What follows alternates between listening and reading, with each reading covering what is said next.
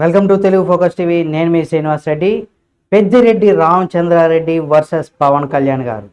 అంటే వీళ్ళిద్దరి మధ్య అంటే ఇప్పుడు పెద్దిరెడ్డి రామచంద్రారెడ్డికి పవన్ కళ్యాణ్ గారు ఏం చేస్తున్నారు అనేది కూడా మనం ఈ వీడియోలో చూద్దాం. అంటే ఒక రకంగా చెప్పాలంటే పెద్దిరెడ్డి రామచంద్రారెడ్డికి చుక్కలు చూపించనున్న పవన్ కళ్యాణ్ అని కూడా మనం చెప్పుకోవచ్చు. మీరు కనుక పెద్దిరెడ్డి రామచంద్రారెడ్డి లేదా పవన్ కళ్యాణ్ గారు, చంద్రబాబు నాయుడు గారు, జగన్మోహన్ రెడ్డి అభిమానులు అయినట్లయితే తప్పనిసరిగా మన Telugu focus TV channel subscribe చేసుకోండి. వారికి సంబంధించిన ప్రతి అప్డేట్ని కూడా మీ ముందుకు తీసుకొచ్చే ప్రయత్నం అయితే చేస్తాను కాబట్టి ఛానల్ అయితే సబ్స్క్రైబ్ చేసుకోండి. ఇంతటికీ పెద్దిరెడ్డి రామచంద్రారెడ్డికి మనం ఇక్కడ ఒకసారి పవన్ కళ్యాణ్ గారు ఏం చెప్పారు ఏమనేది కూడా మనం చూసినట్లయితే, పుంగళూరు ఎమ్మెల్యేగా పెద్దిరెడ్డి రామచంద్రారెడ్డికి ఒక గెలిచిన విషయం మనకు తెలిసిందే.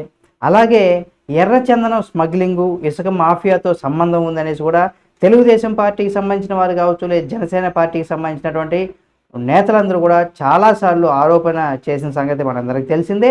అయితే తాజాగా ఈ విషయం పైన స్పందించారు ఏపీ డిప్యూటీ సీఎం అయినటువంటి పవన్ కళ్యాణ్ గారు. ఇటీవల ఆయన దృష్టికి పెద్దిరెడ్డి రామచంద్రారెడ్డి గారికి సంబంధించినటువంటి అరాచకాలకు సంబంధించి ఒక ఫైల్ వచ్చిందనేది కూడా తెలుస్తుంది. అందులో ఎర్రచందనం స్మగ్లింగ్లో పెద్దిరెడ్డికి సంబంధించి ఒక ఫైల్ తన డెస్క్ చేరిందనేది కూడా ఇటీవల కొన్ని మీడియాలో కూడా పవన్ కళ్యాణ్ గారు చెప్పుకొచ్చారు. అయితే ఇక 5 ఏళ్లలో అంటే గత 5 ఏళ్లలో పెద్దిరెడ్డి రామచంద్రారెడ్డి గారు కావచ్చు, పెద్దిరెడ్డి మిథున్ రెడ్డి కావచ్చు, ఇద్దరు కూడా నిరంతరం స్మగ్లింగ్ కార్యకలాపాలు కూడా సాగించారని కూడా పవన్ కళ్యాణ్ గారు ఆరోపించారు. గత ప్రభుత్వంలో ఎర్రచందనం స్మగ్లింగ్ పథకంలో స్వేచ్ఛగా ఈ స్మగ్లింగ్ ఏదైతే ఉందో ఎర్రచందనం అది చాలా స్వేచ్ఛగా సాగిందని, అటువంటి కార్యకలాపాలన్నీ కూడా నిర్వహించేందుకు కూడా అనుమతించిందనేసి కూడా చెప్పుకొచ్చారు.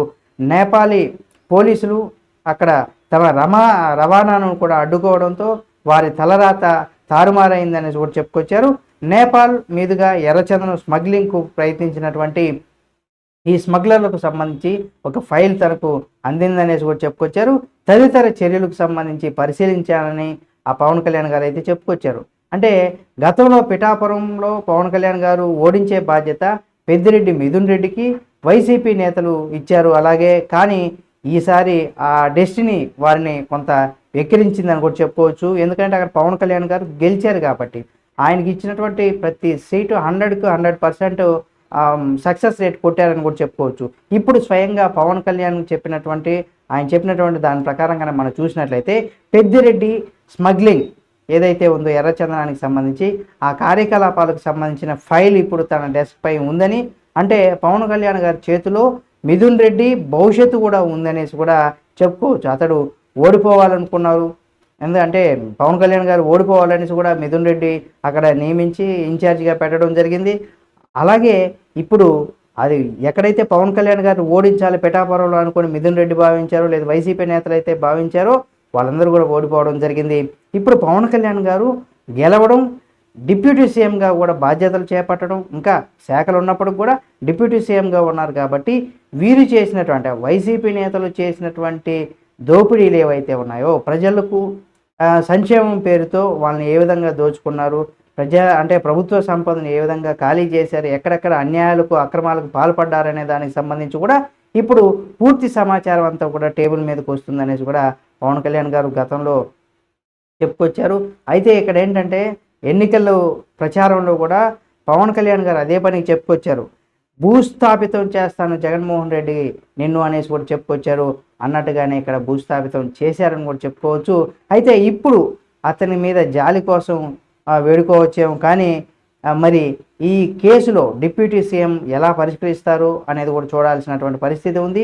పవన్ కళ్యాణ్ గారు కేసును చాలా చక్కగా హ్యాండిల్ చేస్తే ఏపీలో మంచి పేరు వచ్చేటువంటి అవకాశం ఉంటుంది కాబట్టి ఆయన పైన నమ్మకం పెరుగుతుంది. ప్రజల్లో కూడా సమర్థవంతమైనటువంటి నాయకుడిగా కూడా పేరు తెచ్చుకొని ఆయన ముందుకు వెళ్ళేటువంటి భవిష్యత్తులో కూడా ముందుకు వెళ్ళేటువంటి అవకాశం ఉంటుంది కాబట్టి ఈసారి అతడిని సీఎం చేసేటువంటి అవకాశం కూడా ఉంటుంది కాబట్టి తప్పనిసరిగా ఇక్కడ ఇప్పుడు చంద్రబాబు అయితే ఇకపోతే చంద్రబాబు గారు నిన్న పింఛను లబ్ధిదారులందరూ కూడా 7,000 రూపాయలు అందించిన విషయం మనందరికీ తెలిసిందే. ఇచ్చిన మాటకు నిలబెట్టుకున్నారని కూడా చెప్పుకోవచ్చు. భవిష్యత్తులో కూడా 6 గ్యారెంటీలను అన్నిటిని కూడా అమలు చేస్తామనేసి కూడా చెప్పుకొచ్చారు. అయితే దాంతో ఆంధ్రప్రదేశ్ ఏదైతే ప్రజలు ఉన్నారో బాగా సంతోషిస్తున్నారు. తమ నుంచి మంచి వ్యక్తిని మేము ఓటు వేసామనేసి కూడా హ్యాపీనెస్ వ్యక్తం చేస్తున్నారు ప్రజల్లో కూడా. ఇప్పుడు ఒక 1000 పెంచడం వల్ల వారికి మొత్తం ఈ 5 ఏళ్లలో 72,000 అంటే ఇప్పటికి 1000 పెంచిన వారికి పెంచడం వల్ల కూడా వారికి 5 ఏళ్లలో 72,000 రూపాయలు ఎక్కువగా వస్తుందనేసి కూడా చెప్పుకొచ్చారు.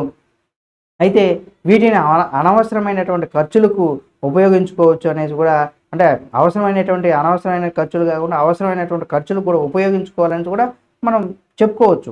వాళ్ళు ఉపయోగించుకోవాలి. అనవసరమైనటువంటి ఖర్చులు వచ్చిన పింఛన్ ఏదైతే ఉందో దాన్ని అనవసరంగా ఉపయోగించుకోకుండా అవసరమైనటువంటి ఖర్చులు ఉపయోగించుకోవచ్చు. వాళ్ళకి ఎంతగానో ఉపయోగపడుతుంది. ఏది ఏమైనా ఇటు చంద్రబాబు నాయుడు గారు ఇచ్చిన 6 గ్యారెంటీలకు సంబంధించి ఆ ప్రయత్నం, పాలన అందరు అధికారులు గాల్లో పెట్టే ప్రయత్నం చేస్తుంటే, ఇప్పుడు ఎవరైతే రాష్ట్రాన్ని దోచేశారో, వైసీపీ నేతలు కీలకంగా వ్యవహరించి రాష్ట్రాన్ని దోచేశారో ఆ నేతలపైన కూడా ఇప్పుడు పవన్ కళ్యాణ్ గారు టార్గెట్ చేసి ముందుకు వెళ్తున్నారు. మరి పెద్దిరెడ్డి రామచంద్రారెడ్డి లేదా మిథున్ రెడ్డి వీళ్ళ భవిష్యత్తు, వీళ్ళ యొక్క అక్రమాలు చిట్టా కూడా తమ టేబుల్ మీద ఫైల్ ఉందనేసి కూడా పవన్ కళ్యాణ్ గారు చెప్పుకొచ్చారు. మరి వీరి భవిష్యత్తు ఏ విధంగా ఉండబోతుంది, ఏ విధంగా జరగబోతుంది అనేది కూడా మీరు కూడా మీ యొక్క అభిప్రాయాన్ని కామెంట్ రూపంలో తెలియచేయండి. ఏది ఏమైనా ఆంధ్రప్రదేశ్ రాజకీయాలకు సంబంధించి చంద్రబాబు నాయుడు గారు, పవన్ కళ్యాణ్ గారు, జగన్మోహన్ రెడ్డి గారు, ఇక పెద్దిరెడ్డి రామచంద్రారెడ్డి, మిథున్ రెడ్డి గారు, వైసీపీ నేతలు, ఇలా అందరి నేతలకు సంబంధించి వీడియోలను ఎప్పటికప్పుడు మీ ముందుకు తీసుకొస్తుంది మా తెలుగు ఫోకస్ టీవీ. కాబట్టి సబ్స్క్రైబ్ చేసుకుని పక్కన ఉన్న బెల్ బటన్ ఒకటి మాత్రం మర్చిపోకండి. మరో మంచి వీడియోతో మళ్ళీ మీ ముందుకు వస్తుంది తెలుగు ఫోకస్ టీవీ ఛానల్.